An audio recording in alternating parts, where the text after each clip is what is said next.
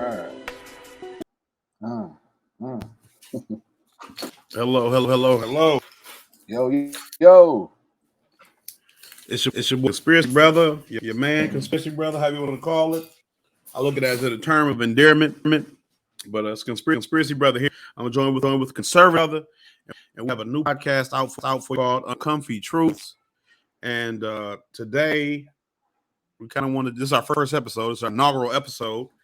So we kind of just want to do a little bit around about what we are, about who we are, what made us decide to do this podcast, and kind of what you can expect. Hopefully you'll enjoy it. Hopefully you enjoy our perspective. And I guess I'll kick it. So again, I'm conspiracy brother. And that's kind of play on Undercover Brother, the movie with Eddie Griffin back in the day, and Classic. Dave Chappelle was Undercover Brother. Mm-hmm. Where I get that from. I mean, Chappelle was conspiracy brother, and so that's my personality. I'm always kind of trying to see what's behind the curtain. What powers that control the machine that we all are being used as fuel inside. So I like to know the why situations, not just how come, or not just how come, right? We from downs that we've taken, measures to Supreme Court decisions, whatever they may be. My goal is to understand and get to the truth. So I've always kind of had this perspective. Skeptical of Obama. I was skeptical. I still think George Bush is the most evil president that we've had in our lifetime. I didn't vote for Joe Biden. I didn't for Hillary Clinton. And so, I mean, I don't have a necessary easily identifiable political ideology in the left-right. I guess you would call it duality. So like I said, I'm a truth seeker. Uncomfy truths. Hopefully, we'll say things that are true and make comfortable, but they also make you think. So with that, I'll pass it to my co-host, conservative brother. Yes, sir. And I appreciate that, man. Great to be embarking on this new journey with you, man. And once again, we connected through like minds, and just letting other Black folks know that they're not the only ones out there. You're not crazy. You're not going through some type of bad dream. This shit is happening, but you're not the only one not going through it. And basically, Uncomfy Truths, just kind of came out of a group of us kind of coming together like minds, like, online, and, just seeing how each of us are kind of just putting our own takes on what's going on. And it just sort of made sense that we decided to take this just from random group chats to a audio platform to kind of get this out, because you can only like really share so many podcasts in a day, 1-2 hour podcasts. People listen to them or they don't. So I feel like it's time for us to, instead of me trying to like beg people to get on Marco Polo or do little debates and things like that, hey, let's just have our own little space right here. So just a little bit about myself. From the Midwest, basically kind of grew up working class Democrat, just told it was kind of what we were supposed to do. And it wasn't until maybe going on in 2016 and kind of just learning a lot about Hillary and the Democrats, and kind of came aboard the train late. And you just learn that you have to kind of see things from both sides, and learning that pretty much there's things about the Democratic Party and the Republican Party that I don't, excuse my French, fuck with. We're probably gonna curse on this show. We cuss on this show, right? Conspiracy, is that okay? 100%. All right, 100%. Keep it 100. Yeah. So my red pill kind of journeyed over to the right. I don't identify as a Republican. I'm not like a huge Trump fan. I have voted for Trump before, but I'm not like all in Trump person. But at the same time, I'm kind of critical to both sides of the aisle. I see the hypocrisy on both sides, and we will touch on a lot of that. So This is just once again a space. While there's many spaces out there, this is a new space that I think is at the beginning of something. So, uh, yeah, man. There's so many topics we can kind of go off of. I know there's a particular topic we could talk about today because I don't want to get too long winded with my whole backstory and everything I have to say, but we can at least, keep it moving as far as the agenda we have. So, conspiracy brother, what do we have next to discuss? So, one of the big, the thing in the news right now is overturning the Roe v. Wade, and the impact that it has or is going to have on. They've said black people or the black community. They've said women. They've said the trans community or the LGBT community. They've tried to corral all these different groups into a coalition of affected peoples, and somehow we're moving backwards, because now we have states having the opportunity to set limits on abortion if they so choose, because it was determined that the Supreme Court, when they decided Roe versus Wade, they didn't do it. It wasn't done within jurisprudence of the interpretation of the Constitution, or whatever, the commonly accepted practices of the Constitution, or the way that it's applied in any other sense. And so, one of the interesting things I've been thinking about, and like I said, this is like the conspiracy brother part of me. It's like you see all these different jobs, all these different corporations. Oh yeah, we'll support you having an abortion. We'll pay for you to go have an abortion, or whatever. And the first thing I'm thinking of, and this is with anything, as much as I like a free anything, there's an expression is there's no such thing as a free lunch. So my first thought is like, why would a company who isn't willing to offer you paid sick leave be willing to give you for you to have an abortion somewhere? Why would a corporation who's not willing to give you adequate time off, added cost of living increases in pay, why would they be willing to give you the means to have abortion? And from my much more cynical and real temple hat side would say, because understand that it's cheaper for their operation if you don't have a baby. Now we could say that if a woman doesn't have a baby, that's her right, and I disagree with that. But let's say on face value that we accept that to be the case. It still is, to me, it's crazy that people look at this and not skeptical at all about the motives of these major corporations.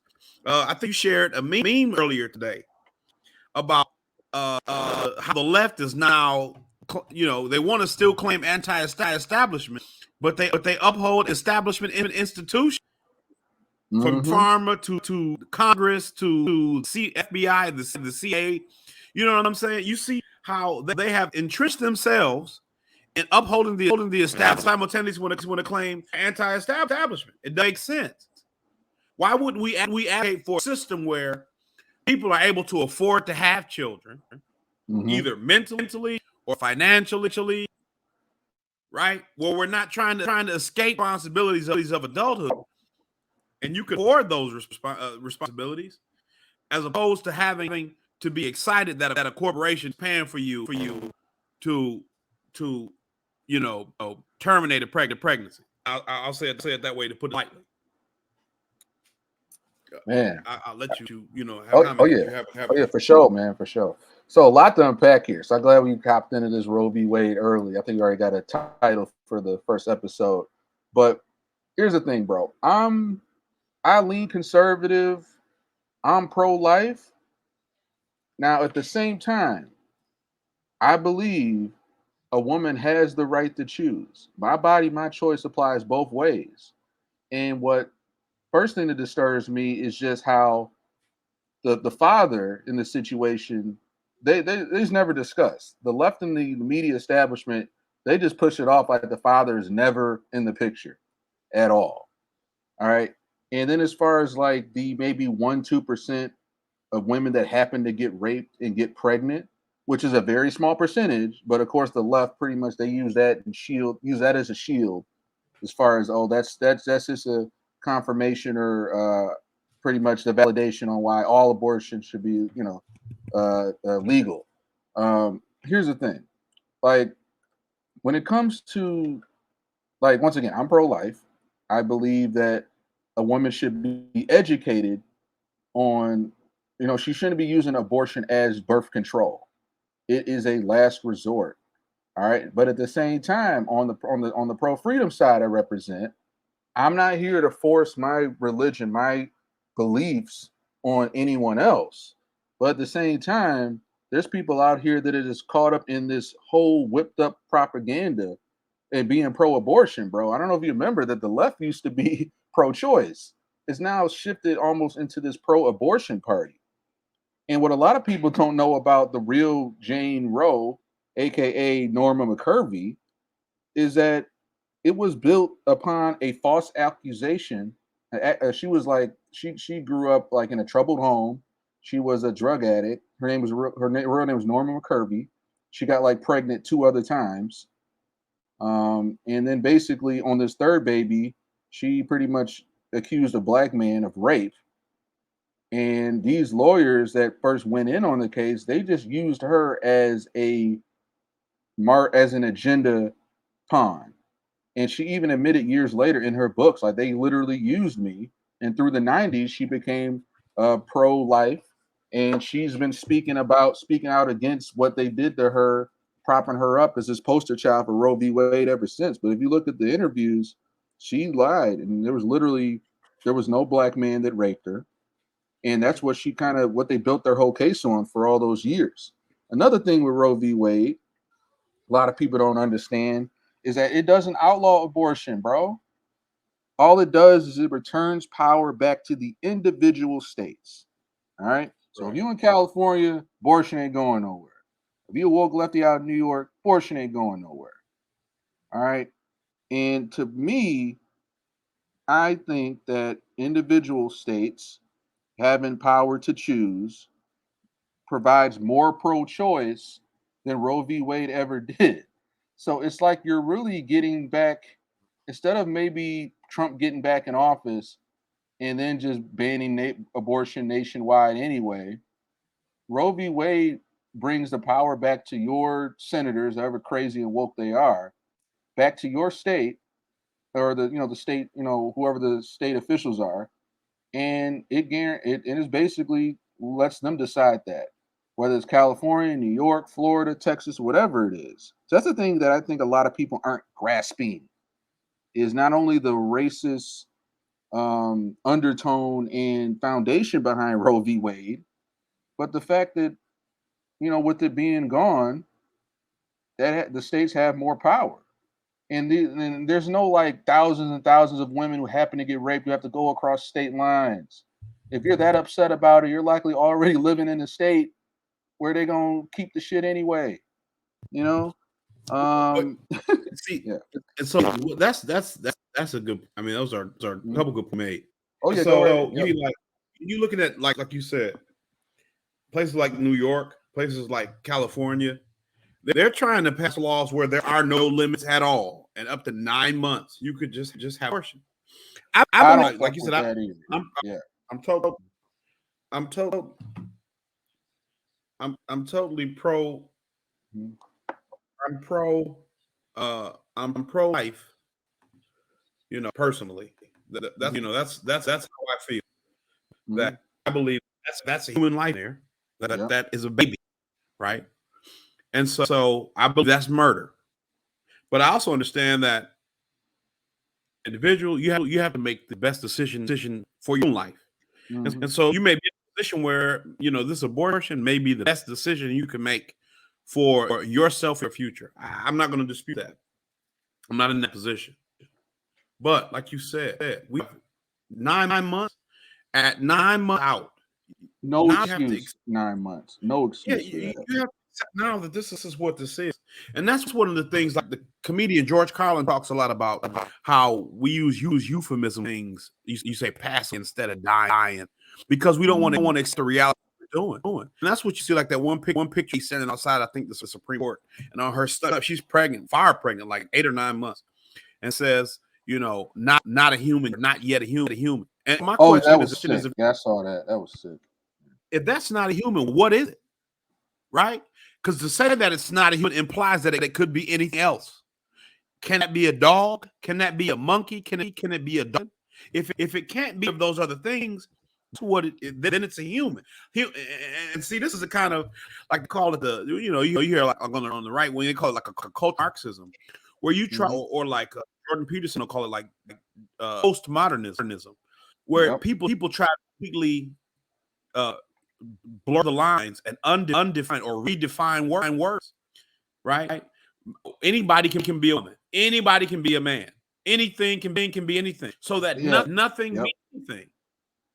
Exactly. The whole demoralization of society, we're seeing it repealed right now. And literally, you need 9 months to decide, to think about it. You really need 9 months to think about it. If you were raped, you need 9 months to think about it. You need that much time. And once again, like I said, I'm pro life. And at the same time, women have a choice, but you don't need a whole 9 months to think about that. And another thing that disturbs me as well is, once again, we can get on this too. It's a whole nother tangent, but the whole Planned Parenthood, Margaret Sanger agenda, the founder of Planned Parenthood, and we could do a whole tangent on that, which I like to touch on. But I also want to mention too that it's just one of those things where you see propaganda everywhere, man. Even the BET Awards, you got Janelle Monáe screaming, "Oh, f you, Clarence Thomas," and everybody kind of hopping on this train, and it's just the same play. It's the same play. But a lot of people don't remember that BET, which all y'all flock to, and like, oh, whatever Janelle or whoever Lizzo says, oh, that's right. BET ain't been owned in over. BET hasn't been black owned in over 20 years since Robert Johnson. I think Robert Johnson or Bobby Johnson sold it. Right. It's now owned by Sumner Redstone's family. Sumner Redstone. Who is that? He's the founder and co-chairman of Viacom. So they got you hopping around with shouting all this pro Roe v. Wade propaganda that has nothing to do. It's killing your people. They are literally more aborted black babies than any other race. And you got BET got you hopping around. Literally, there's a great breakdown. I think I shared it in the group chat about Dr. Boyce Watkins did an excellent breakdown about the racist truth behind Roe v. Wade, and he couldn't put it any more better. We have literally our people are brainwashed with BET and everything else to literally advocate for these white feminist agenda, and they don't really give a damn about you, bro. They don't give a damn, and we're up here just hopping all on that instead of focusing on the real things that we need to focus on for our communities, man. It's ridiculous. Well, we'll see too. Is some of the defenses, right? So, oh well, um, if Raw is overturned, you're going to see more and more black women having children, and it was on like CNN or something or MSNBC. It was a Of clip, course. Yep. and something like you're going to see more police encounters, more black children in prison, and it's like, You'll can see you more believe? fear mongering from us. But can you believe that what you are saying? Rather than trying to say, we should be trying to figure out how to make the system more fair and just and equitable. Mm-hmm. In a real way, not just for lip service, not just votes every 2 or years, but in a way that is real and lasting, right? Mm-hmm. We're going to scare you into saying that if you have children, if you don't abort kids, there's going to be more likely police encounters in prison. You know what I'm saying? Like, that's what I'm saying with the whole situation about jobs, telling you to go get an abortion. We'll pay for you to have 10 years ago. If it said that people's jobs were paying to have abortions, everybody I feel like in the world would have said, what is going on here? This is ridiculous. But you see how far the Overton window has shifted in the extreme that now held up as a virtue. Mm-hmm. Like I said earlier, it shifted. They went from pro-choice to pro-abortion. There's a big difference there. And another thing about Roe v. Wade, a lot of people don't realize is that the same overturning the Supreme Court did to give it power individually back to the states to decide on abortion. That's the same thing Trump did right when we were in the COVID pandemic. instead of saying, "Oh, I'm gonna lock everything down," and everybody would have hated him, or "I'm gonna keep everything open," and everybody, people on the right or the left will still hate him. He decided, you know what? I'm gonna give the individual power to the states. So yeah, you had certain states like New York and California super locked down. I remember being a part of that. You had other states like Michigan, Michigan, South Dakota, a lot less restrict. I think South Dakota was the only governor who that had no restrictions at all. So he gave individual power for them. And looking back, I think that was actually really smart because what Trump did is that he exposed who's really pro for this whole agenda. I know I'm going off into the COVID tangent, but it's just another one of those things. Yeah. Yep. I mean, to me, because that was another pillar I wanted to make. When you Mhm. look at the way the COVID situation was handled, and the way that you looked at bodily autonomy and Mhm. personal freedom as it pertained to medical procedures, everybody who was pro-mask, who was pro-mandate, who was pro-vaccine mandate, who's pro-lockdown, you've given the government precedent to Mhm. take this and apply it to you now. And that's the thing with left and the right that I always have an issue with. And right now, it's the left making harebrained decisions. But just censorship. Who are you going Mhm. to censor? You or the people who are actually committing the evil crimes in the name of the government, oppressing people around the world and domestically? Who do you think they're going to oppress? The teller or doing the bidding of the establishment? And that's what they never understand. So you see Twitter. Twitter's probably going to go, be worthless because Elon Musk is pulling out. I hope But when you so. look at, huh? I hope so. Yeah, keep going. Oh, yeah, definitely, because it's a cesspool. But you have a situation where you have these companies deciding what's accepted free speech, what's acceptable truth, and then everybody, Mhm. company they can do. They're a private company who's made their money off of tax funded research, tax funded infrastructure, tax breaks, some type of government or handout. And so now we want to say that they have the ultimate say over what's accepted free speech because of these Mhm. platforms. They've used our public money and our public infrastructure all this time. It's like you box yourself into a corner. You give you yourself with your own noose. You hang yourself with your own rope. And it's the same here. You push mandates, you push lockdowns, you push vaccines on people. If they had it twice, if they were healthy, they were asymptomatic, if they didn't want it, whatever the case, none of that was sufficient. A lot of these, the most hardcore COVID support or COVID measures supporters, right? The Mhm. border here in Canada is still closed if you're unvaccinated. Man. And now you claim my choice. And you wanted to hinge on that. Well, you could get other people sick. You could get other people sick for the human history. Right. That's not new. Live. Man. And I mean, yeah, it's just such a great point. Just a level of hypocrisy. Now, once again, this hypocrisy on both sides with the right, because the right would be all hey, my body, my choice. I don't want to get that vax, but there's a lot of the extreme right who are, I'm pro-life, but I'm not like extreme pro-life. No matter what situation, I don't care. 10-year-old girl got raped, you got to have that baby. There's some exceptions, and they're entitled to make that choice. But what really crazy is just the fact of just people having hypocrisy on both sides.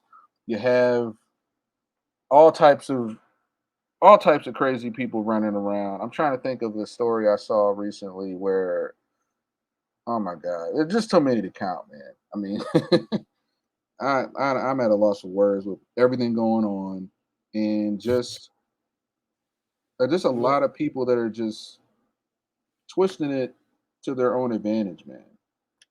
and Yeah. see, that's a great point too, because you find that on the right. that they but see, it's like what is it? It's just nobody. James Baldwin talks about in The Fire Next Time, or either it was Notes of a Native Son. I can't remember which one, but he talks about the dynamics of oppression in America and the power dynamic. And he says something to the effect of either black people are going to be in charge, or the whole thing is going to have to just explode because it can't continue the way that it is. And so what you see is now the Republicans exerting their muscle because now you can't have abortion. And like you said, I feel like in those extreme cases of incest, that should be a no-brainer, right? Be a no-brainer. That should be no questions asked. Now, I will say, no questions asked, but obviously, you have to have a police report filed at least for situations of rape and incest because these people abusing that as a means to an end. Exactly. You need checks and balances there. Right. So you still have to have like a police report on file or some kind of swab or DNA test done. But like what we're trying to figure out in this conversation is sensible ways that we can make the country better and work more safely in a way that allows people to express their freedom most fully. And what you find in those upper echelons of government, of media, they're not having these conversations. And either we have to believe that they're doing this intentionally, which is usually my perspective, or that they're just stupider than we are. And so just getting back to what you were saying, trying to understand, trying to really process better. You see, we're continuing to have a dialogue about putting boundaries in the extreme. So, like you said, for pro-choice to pro-abortion. It was a woman in Texas. She was been interviewed. I believe it was the Senate, and the senator said, "Do you believe that if we kill a 10-year-old, it's murder?" And she said, "Yes." And he said, I think I remember. Was it a Senate hearing? I think I remember seeing that. Yeah. Okay. She's like an advocate, like a lawyer from Texas. He said, "What about a 5-year-old?" She said, "Yes." "What about a 2-year-old?" She said, "Yes." He said, "What about a year-old?" She says, "What?" He said, "What about a 9-year-old?" He said, "Yes." He said, "What about a newborn?" And she said, "Yes." So then he said, "What is the difference between a newborn baby and one that is inches up the birth canal now?" She didn't, and you could see those in her brain, in her face, exposed. And then she went back to the talking points. "I believe that people could make the best decisions with them and their doctors." And you can't even say women. She didn't even say women. She didn't say women. Of course not. So you've gotten a point where progress is now. It's not even trying to elevate women anymore. It's erasing them again. That's progress now. And like I used to say this. Where you're so full of yourself that you don't even realize your head is up your own ass, and that's what this is. You got to the point where you have basically erased yourself out of your own movement. Because to call someone a woman is now a crime or an offense. But she said, and she had no answer. Why is a baby that's a newborn less valuable? Why is there less valuable? Baby 8 inches up the birth now. What is and that's always really for me. I like philosophy. I like to think. I like to try to understand the inner workings of things, and that's always been one of my tough questions. I'm fine if we call abortion murder, and we accept that murder and that it's a necessary murder. We have necessary murders in this country all the time. We do things in war and in order to save people and enact punishment. We murder all the time. It's calculated risk, right? You got 10 people on one track and one person on another track, and you can only save. You can only turn the track one way. What do? The train dilemma or whatever. So we have situations like that every day where we are confronted with life and death. But my issue is always that we can never accept the actions that we take. We always have to try to find a way to justify what we do outside of the clearly defined words that we've used thousands of years that have been good enough up to this point to explain what we're doing. Right? Right, man.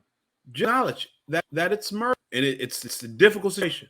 It's tough, and there should be places for you to get counseling and help and assistance if you make that decision.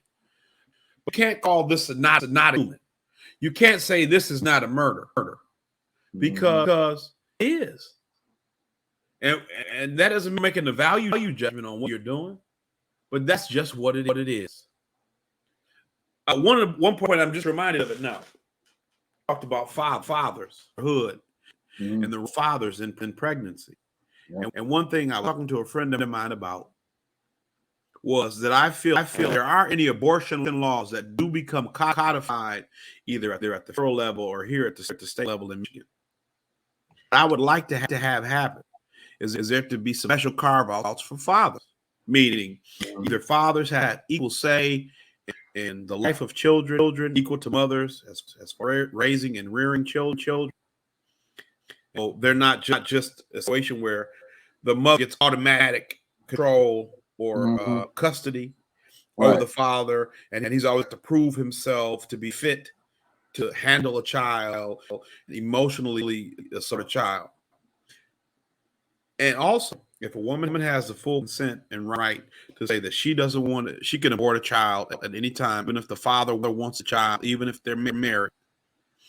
The father, under any circumstance, full stop, the father should be able to say, "I'm going to abort myself financially from this child because I don't want it." And I have that's cruel. It is cruel and tough. But what happens? And I don't know if you'll agree with me this, right?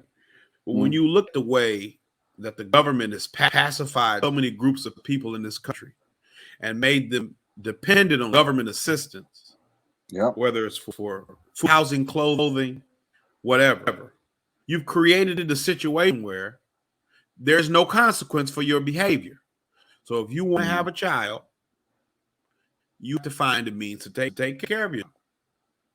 Just like now with this versus if you live in a state where abortion is legal and you want to have unprotected sex or premarital sex or even marital sex and you aren't ready to have a child, those are consequences you have to figure out how with. Whether it means you have to figure out how to get somewhere you can have an abortion, or whether that means you have to figure out how to live with a child and raise a child with your partner or this person who you may not know well, because that's what you decided to do. That's a decision I have to make. Everybody has children or who have children. That's a decision we have to make.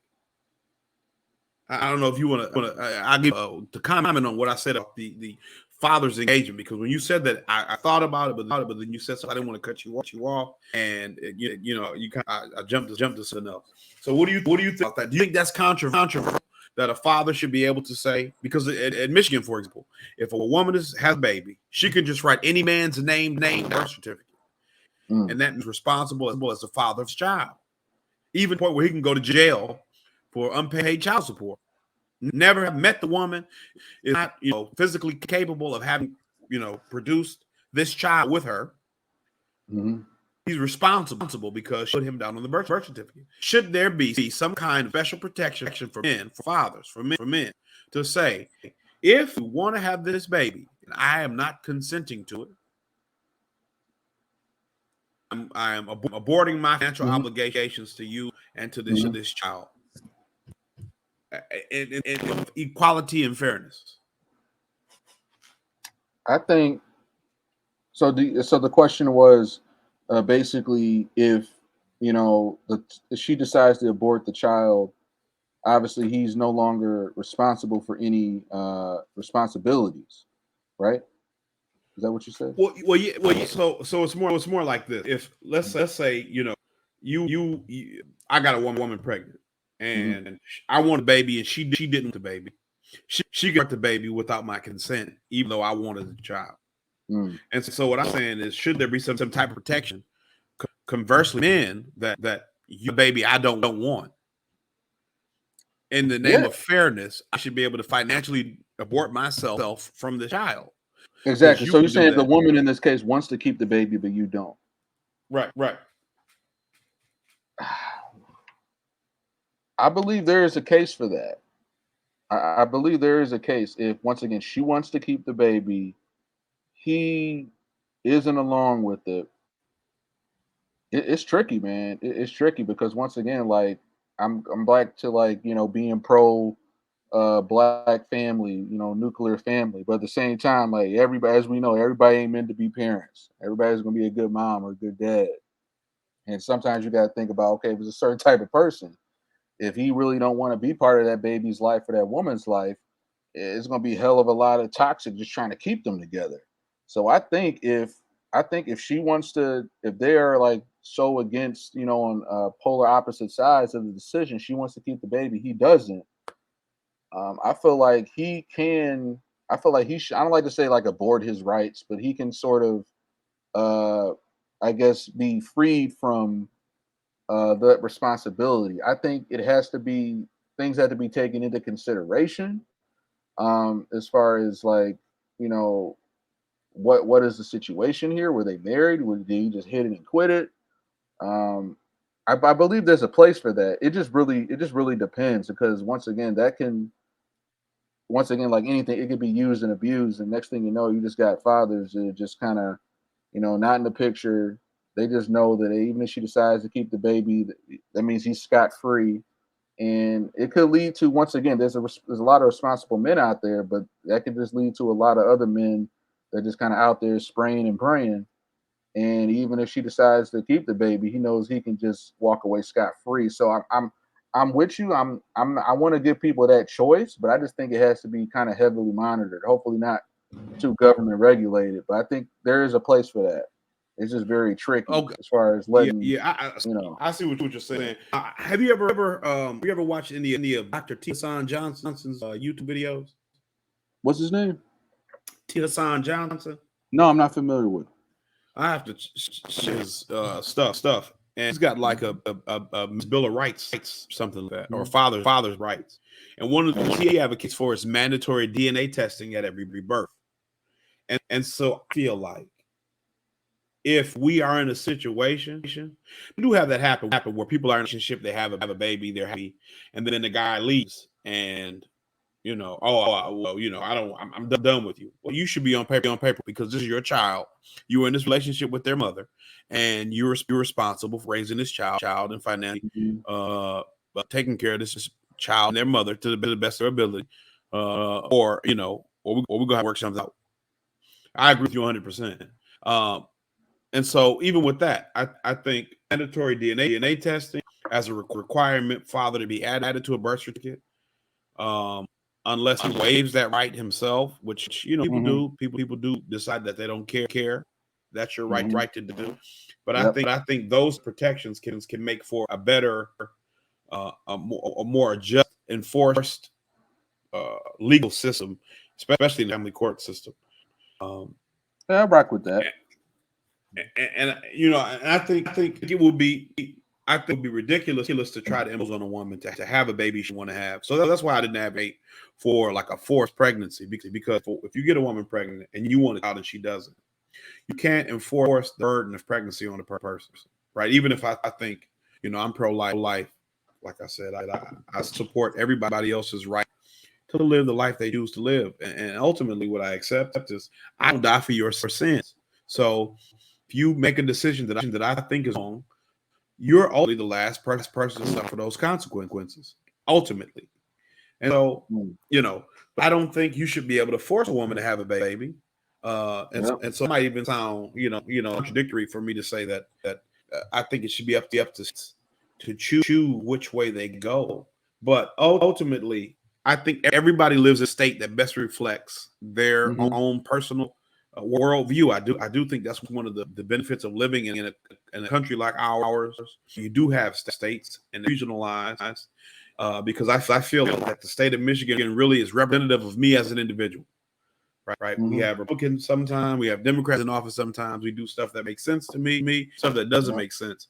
But ultimately, the political trajectory of the state it fits my own political trajectory well enough.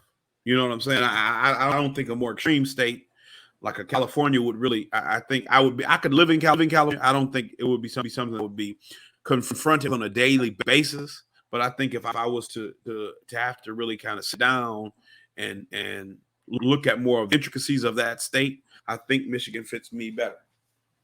Right. So And let's look at the thing. I mean, once again, let's just say if this is a case of a woman where, once again, it's rare that women can get raped and get pregnant. It happens. But let's say if there was a pregnancy complication and now the mother's life is threatened or her life is in danger of the pregnancy.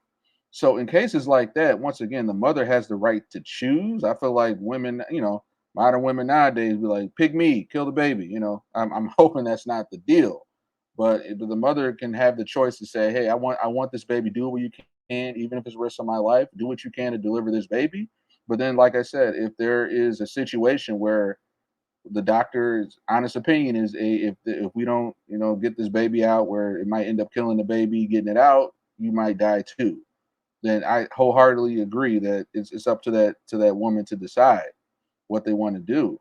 um and I just say with this Roe v. Wade, and I'm probably going to get into another tangent, is that this is once again one of those things where most women in the state they're in, whether if they don't want to have the baby, the state laws probably aren't going to change. And then for the rare small group that it is to travel out of state lines is not that big a deal. I know there's companies kind of champion like, oh yeah, we'll pay for your abortion and travel costs, which I don't have a problem with that. It's just the fact that you got to announce it with like, oh, we did this woke announcement of, oh, we will travel your cover costs, and they're just sort of virtue signaling versus just it is what it is. When guns are restricted, sometimes we got to travel across straight state lines and do certain things. It's one of those things about life. Life isn't fair sometimes. But you just traveling a little further, at the end of the day, and in those small cases where that's the case, is not like fully invoking on your right to get something done just because you got to travel. So I think a lot of times, while I do feel for people in that situation, I think it's just another one of those things like Ukraine, Russia, COVID, that keeps us squabbling and arguing with each other when there's all this other shit going on that the globalists are using to pretty much bring down America. And then back to your point, I remember you mentioned earlier about this sort of demoralization of society where, a man could be a woman and women can be a man. One minute they're saying, oh, there's like this, I don't know if you saw that saying going around, guns have more rights than women. But yeah, 5 minutes ago, you couldn't define a woman. And you can't define a woman right now.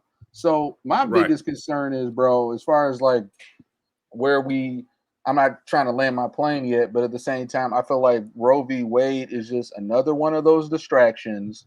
Oh my God, and there's all this other shit that the globalists are doing that's fucking us over, and we're just sort of squabbling. We're squabbling in this little culture war where globalists are killing us with this class war. There's a lot bigger concerns that we will probably address in different episodes coming up that is a lot bigger deal than your whole Roe v. Wade people freaking out. That's where I kind of at least land my plane on that part. Oh yeah, I definitely agree. And I feel like that's the cognitive dissonance that shows you that none of the shit didn't. You know what I'm saying? And like, yeah, on the grand because scale of things, this is just something very minor of a much bigger issue. yeah, Yeah. exactly. But even specific like what you were saying, just 5 minutes ago you couldn't define a woman, and so now everything is an affront to women, and so like you can't have it both ways. Because if Mm-hmm. you can say that men get pregnant, and so whatever. Well, then Yeah, I'm where are in all these to be able to. where are all these pregnant men like in outrage, like with picket signs? I've seen where are these pregnant men at? That apparently they can get pregnant. And then that's the thing. Like, and so then you'd have to at least, because this is a logic they always use. Well, a woman, if you define a woman as someone who can have kids, who can have kids, are they no longer? So then we have to include people who can't have children. So if there are some men who can have children, and they get to weigh in on the debate, even the men who can't have children have to be able to weigh in on this debate too. So I'm grandfathered in by your logic. Even though I can't have children, I can't bear children. I'm allowed to have this conversation because you opened that door up. It's just it's a confusion. It's a confusion to distract. That's you hit it right on the head, and that's like you said. We're going to get into much greater detail about this as our show progresses. You know, this is our first episode, so we got to get the flow right. We want to get, eventually we want to get things with music and determining how we're going to distribute this. But as we progress through this show, what we hope that you can see and understand is that we're trying to seek truth, no matter how comfortable it makes people, right? Yep. Because truth Uncomfy is the truths, baby. Uncomfy truths. And that's our point. Our point is to make people uncomfortable, right? It's not just called discomfort. The show's called discomfort. It's not uncomfy conversation. It's uncomfy truths. Because we're trying to get to the bottom of things and find the truth. And even if it's uncomfortable, we want to know what the truth is. We can determine whether or not it's valuable. I think truth is valuable. But that's the point of our show, right? We want to get to the truth, even if it's uncomfortable. And in this show, we're going to talking about most things that are mostly uncomfortable. But that's that's 100%. You know, you find that the people who are pulling the strings behind all this, they don't lose, no matter what the situation is. They're not losing. Oh, and another great point. Oh, I'm sorry. There you go. Are you? No, and you really just reminded me, like, when you just talked about your last point. When this comes out, Roe v. Wade, oh my God, it's overturned. You need to think about what news stories and headlines aren't being talked about. I think it so happened to be, that week that Roe v. Wade overturning came out, I think Ghislaine Maxwell, which would be a whole nother podcast we could hit on. I think it either the verdict came back and she got like 20 years or something like that. But I noticed every one of these new situations, Ukraine, Russia, that same week it came out that Hillary Clinton was lying and actually was found spying on the Trump presidency. And then I'm sure when COVID first came out, there was some other stuff they were covering up. So one thing I will just be mindful of people, whether you're on the left or the right, if you're woke, if you're extreme right wing, and you hate the other side so much, guess what? Just think about when all these things happen: Ukraine, Russia, Roe v. Wade, a new COVID BA variant. You got to ask yourself, what isn't being talked about? This huge headline on page 1, what's on page 7 that they conveniently slipped out? Like Biden selling all of our oil to the Chinese Communist Party, or all the other fucking thing. That's a whole nother episode. But that's just the one thing I want our listeners and future listeners to keep in mind. Like, when these news stories drop that get you CNN, MSNBC, oh, this is what happened. Be outraged. Ask yourself, wow, that's crazy. What else isn't being talked about? Go to like DuckDuckGo, MSNBC, Bing. I mean, not MSN or one of the other like sort of crappy search engines, and look up their news. See what got released. It's on page 3 or page 4 of your search engine results, page 8 or page 7 of your newspaper. That's the things we have to think about. What is being slipped in? What new bill got passed? What new bureaucrat in the government started this new initiative? All while we're screaming and complaining about Roe v. Wade. That's all I'm saying. I agree 100%.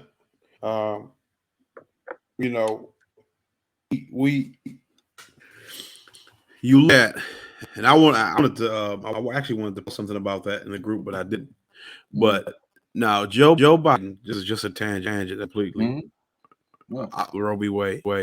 He released that petroleum, the petroleum reserves, 5 million barrels of oil from the Strategic Petroleum Reserve, right? The U.S. Strategic Petroleum Reserve, which is supposed to be used in emergency, which he claimed releasing so that it would relieve some of the pressure at the pumps for consumers or drivers. 5 million barrels, and they sold it to China. Ooh, you thought gas was high now. Some motherfuckers just wait. It's mind boggling, bro. It's just they're telling you what they're going to do. They speak it into existence. And then once again, I'm going into maybe a tangent on a lot of kind of the satanic sort of order that's involved in not only Hollywood but even in the globalist elites, and spirit cooking and all that. I forgot the lady's name, Maria Abramovich or somebody like that. Yeah, something crazy like that. Yeah, all that's true. But don't believe me, y'all. Go and look it up yourself, or you might get it 5 years from now. It's too late.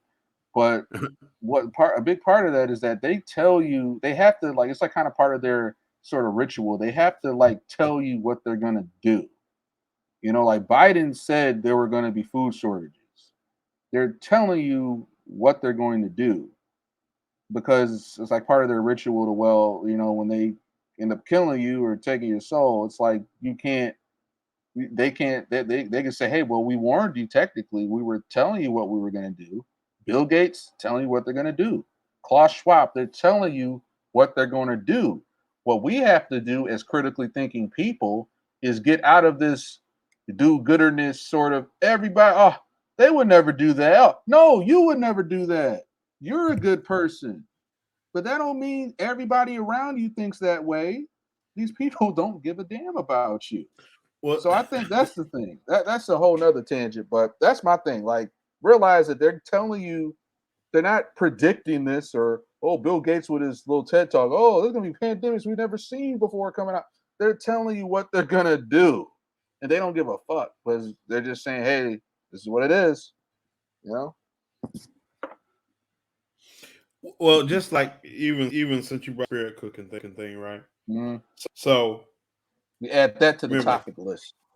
well, yeah, Yeah. but everybody was trying to even Pizzagate situation, right? Oh, that's not true. That's not true. Now I don't anymore. I cut back. Mm-hmm. But I ate. I would argue in my prime, at the height of pizza eating, I ate more pizza than anybody, probably 2 or 3 people combined in a month. I might have had pizza twice a week and never talked about pizza that much.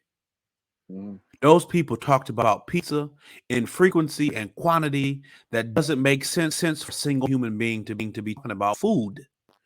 But if you're not talking about food, if you're talking about something else, it makes total sense. You know what I'm saying? Yep, all the It's in signals your and face. signs. When I saw that, This when I saw that picture, bro, of like what those symbols and all that shit, no, man, it's crazy. the stuff is Mhm. right in your face. Yep. But like you said, they desensitize you to all of it. All the sci-fi movies that you see, Soylent Green, where you're eating people. Mhm. The movies where they show you eating bugs. All you hear about Bill Gates. We got to eat bugs one day. Hey Bill, how do bugs taste? Oh, I've never had any. Why? Why don't you eat them then? Because you got the money. You just Snowpiercer, want bro. us to eat bugs. Snowpiercer. You ever see that movie? Yeah, I did. I hate it. I mean, the idea behind it. You know, the Well, idea yeah, behind they're telling you it's another one of those Hollywood examples. They're telling you what they're gonna do. Fucking right. protein bars with made of crickets. That's what's coming. They're telling us in our face, but we think it's a movie, so that's just a fun little movie, so that's not gonna happen. No, they're telling you what's gonna happen in an entertaining way. You know. Right. And So they yeah. want you to be they want you to be completely look to a false sense of security behind it. This is Mm-hmm. just a movie. It's just a movie. Mm-hmm. And you see it happening every day, little by little, something happening. And I'm I know that the expression is overused, being in the matrix, living in the matrix. And I've only Yeah. seen the first one, but I encourage everybody to watch the first one because Mm-hmm. it really gives you an idea about what we're working again. the levels of control that these people want over your lives, over what you say, how you think, your beliefs, who you interact with, how you express your anger and your happiness. It is, 20 years ago, you never conceived that things would be this. But we're moving into a digital prison, right? The whole metaverse thing. Like, look at Ready Player One. It's like Ready Player One came out, and Mark Zuckerberg was like, read the book or whatever, and so now we finally do it. He made the movie, so we can put it, because who wants to do this? They're getting us ready for it. They're telling us what they're gonna do. They're getting us ready for it. And I mean, everybody's everybody's talking about the vaccine is going to give you a chip, and they're all crazy. And I don't know if anybody got chipped or not. I know I saw things that said they talking about it, but what I have seen is that all over the world people have been getting chipped. They've been getting chipped independently from this. Chips the size of a grain of rice. They can put anything in us in these things, and you don't know what they are. And it's your right to know. Your right to refuse to know, but it's your right to know. And it's your right to make that informed, consensual decision. And that's what I advocate for. If you want 1,000,000 shots, go as long as you are informed and you're making a decision. You can have all of them. You can take mine. But don't tell me this is not experimental.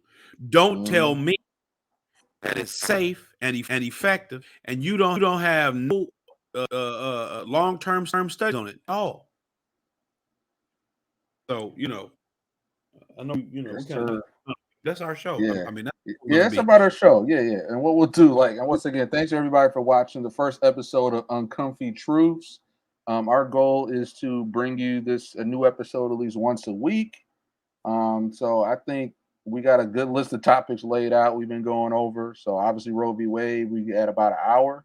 So we don't know what we're going to talk about next week, but you'll know what it is when the episode is up, and we'll be putting this out on most of the podcast platforms. But I'd say before we wrap up, since it was about Roe v. Wade, and I think our title of it will probably be, we'll probably play with the uncomfy truth about Roe v. Wade, something along those, or but I got a whole lot of topics coming. But let's go ahead and I'll give you my final thoughts on Roe v. Wade, and then Conspiracy Brother, you can close this out. So once again, my final thoughts: Roe v. Wade. It at its core, for those of you out there still freaking out, because you really, you shouldn't be so anti Roe v. Wade as well, because like I said, it's just a distraction to keep us fighting. Roe v. Wade, at its simplest core, returns powers back to the individual states. A lot of individual states that you live in, that you already rock with everything they do. And it just provides a choice, if you will. It's a pro-choice to those individual states you live in, man. And that's what it is at its core. So people are going to weaponize it. They're going to use it to divide us. And once again, I'm pro-life, but I believe every woman should be educated on all the choices and not use abortion as your birth control. But give power back to the states, and let's keep freedom alive as it should be. So I'm going to land my plane there. Conspiracy Brother, any final thoughts on our Roe v. Wade situation? I want us to go more detail about the Roe v. Wade feminism, its effects on the family, right? Because I think those are really important to understand why we are where we are at this moment in American society. I think that we've been able to kind of misconstrue third wave feminism as something that it isn't, and maybe feminism in general something that it was. Right? Was it ever about equality? Was it ever about fairness? Was it ever about justice for women? And what does that mean? What was its long-term effects? How has society improved or degraded it as a result? And what does it mean for our future? And what can we do to stop it? And so I'd like that to be something that we can do. But as far as what we touched on in Roe v. Wade today, and a little bit about ourselves, the topics hit on at two, just kind of branch into things that we're going to talk about, and I think you'll like it. We'll have the opportunity to be more interactive. And people on have guests have different opinions on. Maybe we'll go over some different books and articles. Screen share them as we discuss. Yeah. Things like that. Go over articles and stuff. Screen share things like that. So it's just this is our first episode. We're trying to find our footing. We're going to try to find our rhythm, and hopefully you enjoy the journey that we take and uncovering some comfy truths. So peace. Thanks for joining us.